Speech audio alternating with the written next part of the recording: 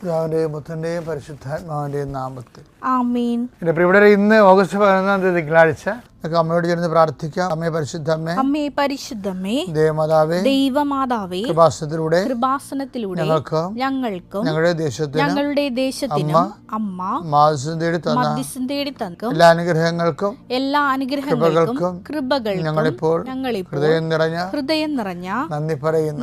അമ്മേ പരിശുദ്ധമ്മേ, അമ്മേ പരിശുദ്ധമ്മേ, ദൈവമാതാവേ, 2004 ഡിസംബർ 7 തീയതി ഉച്ചകഴിഞ്ഞ് 2:30 കൃപാസനത്തിൽ സംഭവിച്ച അമ്മയുടെ പ്രത്യക്ഷപ്പെടലിനെ കുറിച്ച് തിരുസഭയ്ക്ക് സമർപ്പിച്ചിരിക്കുന്ന പഠനരേഖകളുടെ സഭാത്മകമായ പഠനം ആരംഭിക്കുവാൻ ഞങ്ങൾ പ്രാർത്ഥിക്കുന്നു. അമ്മേ പരിശുദ്ധമ്മേ, ഭൂസ്വർലോകങ്ങളുടെ രാജ്ഞിയായ അങ്ങേയ്ക്ക് ഭൗമസംരക്ഷണത്തിനായി പ്രപഞ്ചപ്രകൃതിയെ തന്നെ തിരുസഭ പ്രതിഷ്ഠിക്കുവാൻ ഈ പ്രത്യക്ഷീകരണം വഴി ഇടയാക്കണമേ. പരിശുദ്ധമ്മേ, ജപമാല മാതാവേ, സകല കൃപാസനം പ്രാർത്ഥനകളോടും ചേർത്ത് ഞങ്ങളിപ്പോൾ പ്രാർത്ഥിക്കുന്ന ഈ കുടുംബത്തിന്റെ പ്രത്യേക നിയോഗം. മക്കളെ,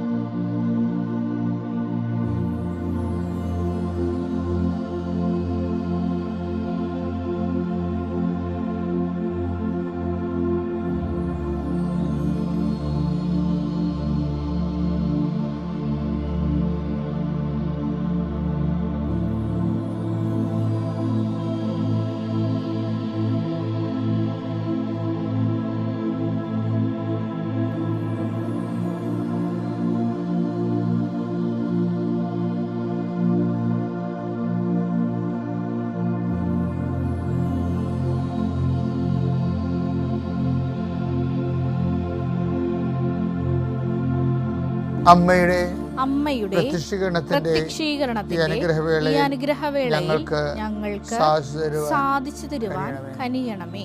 വിശ്വാസ പ്രമാണം. സർവശക്തനായ പിതാവും ആകാശത്തിന്റെയും ഭൂമിയുടെയും സൃഷ്ടാവുമായ ദൈവത്തിൽ ഞാൻ വിശ്വസിക്കുന്നു.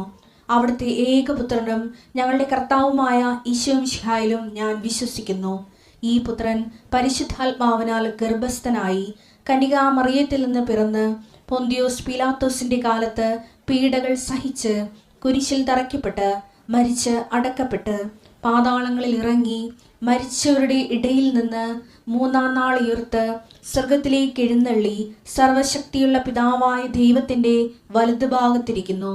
അവിടെ നിന്ന് ജീവിക്കുന്നവരെയും മരിച്ചവരെയും വിധിക്കുവാൻ വരുമെന്നും ഞാൻ വിശ്വസിക്കുന്നു. പരിശുദ്ധാത്മാവിലും ഞാൻ വിശ്വസിക്കുന്നു. വിശുദ്ധ കത്തോലിക്കാ സഭയിലും പുണ്യവാന്മാരുടെ ഐക്യത്തിലും പാപങ്ങളുടെ മോചനത്തിലും ശരീരത്തിന്റെ ഉയർപ്പിലും നിത്യമായ ജീവിതത്തിലും ഞാൻ വിശ്വസിക്കുന്നു. ആമേൻ. സ്വർഗ്ഗസ്ഥനായ ഞങ്ങളുടെ പിതാവേ, അങ്ങയുടെ നാമം പൂജിതമാകണമേ.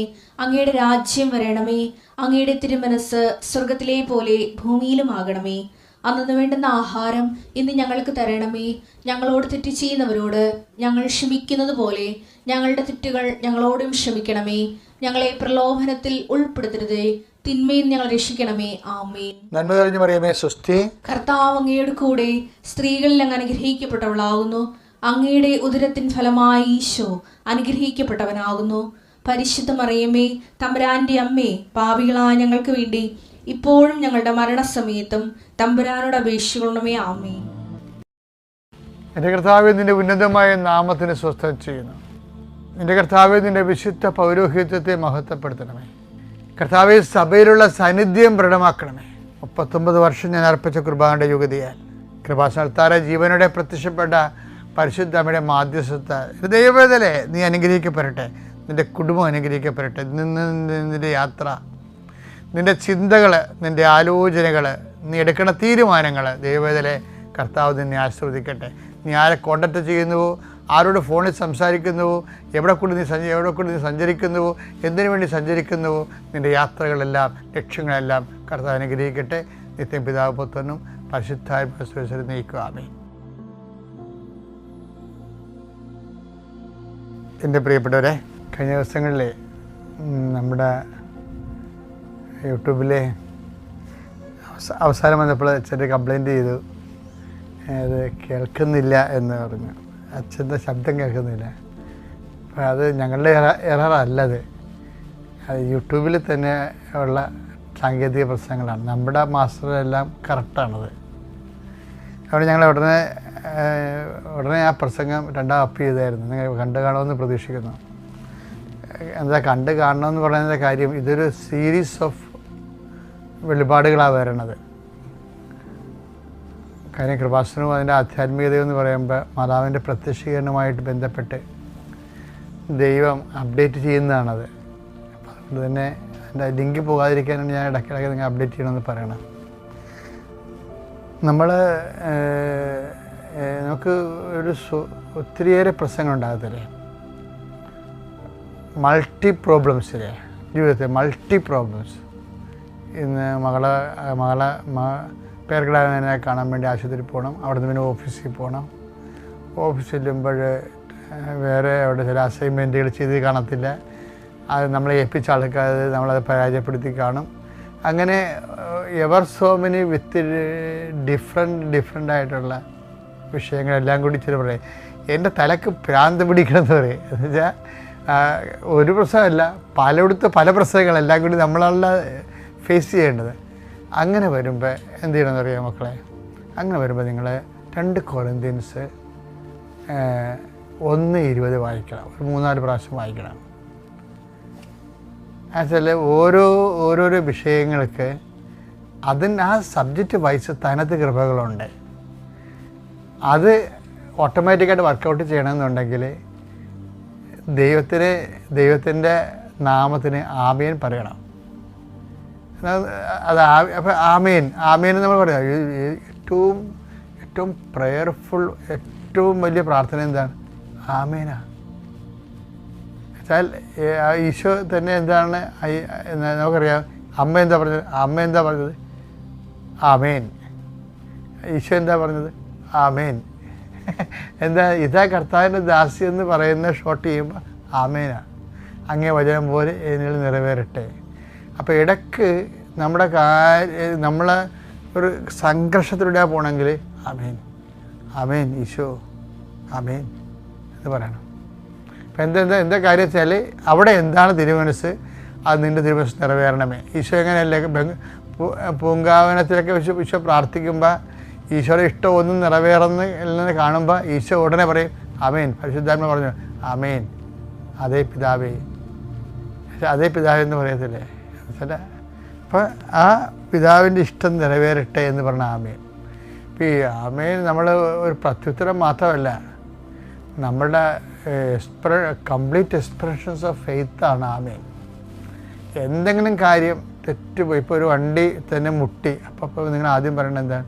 പ്രൈസ് ദി ലോർഡിനേക്കാൾ ശക്തമാണ് ആമേൻ. പ്രൈസ് ദി ലോർഡ് ദൈവത്തെ സ്തുതിപ്പെന്നാണ്, മറ്റത് ദൈവത്തിൻ്റെ ഹിതം നിറവേറട്ടെ. ഇപ്പോൾ ഉടമ്പടിയിലൊക്കെ ഇരിക്കുന്ന ആൾക്കാർക്ക് കംപ്ലീറ്റ് സുരക്ഷയാണുള്ളത്. പിന്നെ ഇടയ്ക്ക് ഡീവിയേഷൻ എന്തെങ്കിലും നമ്മുടെ അസൈൻമെൻറ്റിൽ നമ്മളുടെ കണക്കൂട്ടിൽ വരാത്ത സംഭവങ്ങൾ ദൈവഹിതമാണ്. അപ്പോൾ നമ്മൾ ആമേനാ പറയേണ്ടത്. ഉദാഹരണത്തിന് 2:1-20 എടുത്തേ. ദൈവത്തിന്റെ സകല വാഗ്ദാനങ്ങളും ക്രിസ്തുവിൽ. അനുഗ്രഹങ്ങളെല്ലാം അനുഗ്രഹങ്ങളെല്ലാം നമ്മൾ പ്രാപിക്കുന്നത് എന്താണ്?